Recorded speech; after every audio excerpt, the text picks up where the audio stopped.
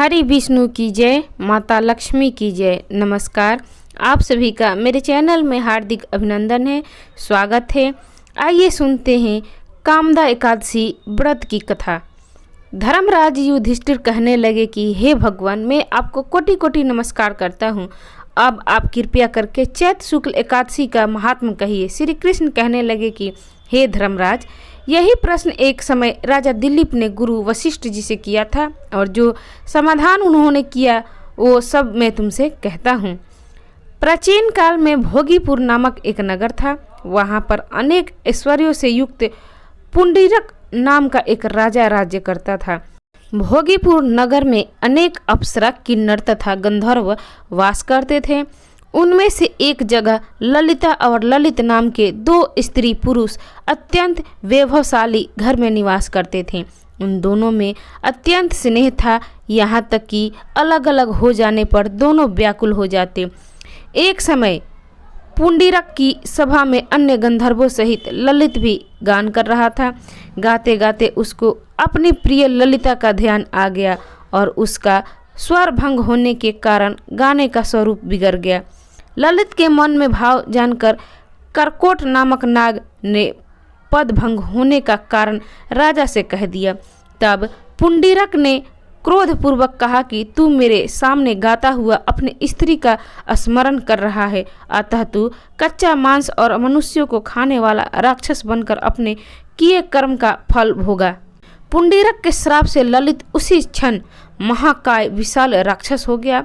उसका मुख अत्यंत भयंकर, नेत्र सूर्य चंद्रमा की तरह प्रदीप्त तथा मुख से अग्नि निकलने लगी। उसकी नाक पर्वत की कंदरा के समान विशाल हो गई और गर्दन पर्वत के समान लगने लगी। सिर के बालों पर्वत पर खड़े वृक्षों के समान लगने लगे तथा भुजाएं अत्यंत लंबी हो गई। कुल मिलाकर उसका शरीर 8 योजन के विस्तार में हो गया। इस प्रकार राक्षस होकर वह अनेक प्रकार के दुख भोगने लगा। जब उसकी प्रियतमा ललिता को यह वृत्तांत मालूम हुआ तो उससे अत्यंत खेद हुआ और वह अपने पति के उद्धार का यत्न सोचने लगी।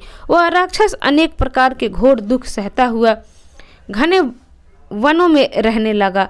उसकी स्त्री उसके पीछे पीछे जाती और विलाप करती रहती। एक बार ललिता अपने पति के पीछे घूमती घूमती विंध्याचल पर्वत पर पहुंच गई, जहां पर ऋषि श्रृंगी का आश्रम था। ललिता शीघ्र ही श्रृंगी ऋषि के आश्रम में गई और वहां जाकर विनती भाव से प्रार्थना करने लगी। उसे देखकर श्रृंगी ऋषि बोले कि हे सुभगे, तुम कौन हो और यहाँ किस लिए आई हो? ललिता बोली कि हे मुने, मेरा नाम ललिता है। मेरा पति राजा पुंडरीक के श्राप से विशालकाय राक्षस हो गया है। इसका मुझको महान दुख है। उससे उद्धार का कोई उपाय बतलाइए। श्रृंगी ऋषि बोले, हे गंधर्व कन्या, चैत्र शुक्ल एकादशी आने वाली है, जिसका नाम कामदा एकादशी है। इसका व्रत करने से मनुष्य के सब कार्य सिद्ध होते हैं। यदि तू कामदा एकादशी का व्रत कर उसके पुण्य का फल अपने पति को दे दो तो वह शीघ्र ही राक्षस योनि से मुक्त हो जाएगा और राजा का श्राप भी अश्वमेव शांत हो जाएगा। मुनि के ऐसे वचन सुनकर ललिता ने चैत्र शुक्ल एकादशी आने पर उसका व्रत किया और द्वादशी को ब्राह्मणों के सामने अपने व्रत का फल अपने पति को देती हुई भगवान से इस प्रकार प्रार्थना करने लगी, हे प्रभु, मैंने जो यह व्रत किया उसका फल मेरे पति देव को प्राप्त हो जाए, जिससे वह राक्षस योनि से मुक्त हो जाए। एकादशी का फल देते ही उसका पति राक्षस योनि से मुक्त होकर अपने पुराने स्वरूप को प्राप्त हुआ। फिर अनेक सुंदर वस्त्र भूषणों से होकर ललिता के साथ विहार करने लगा। उसके पश्चात वे दोनों विमान में बैठकर स्वर्गलोक को चले गए। वशिष्ठ मुनि कहने लगे कि हे राजन, इस व्रत को विधि पूर्वक करने से समस्त पाप नाश हो जाते हैं तथा राक्षस या आदि के योनि भी छूट जाती है। संसार में इसके बराबर कोई और दूसरा व्रत नहीं है। इसकी कथा पढ़ने या सुनने से वाजपेयी यज्ञ का फल प्राप्त होता है। तो भक्तगण, ये थी कामदा एकादशी व्रत की कथा। आपको कैसी लगी? अच्छी लगी तो इसे लाइक करें, शेयर करें, मेरे चैनल को सब्सक्राइब करें। कथा सुनने के लिए आप सभी का धन्यवाद। नमस्कार।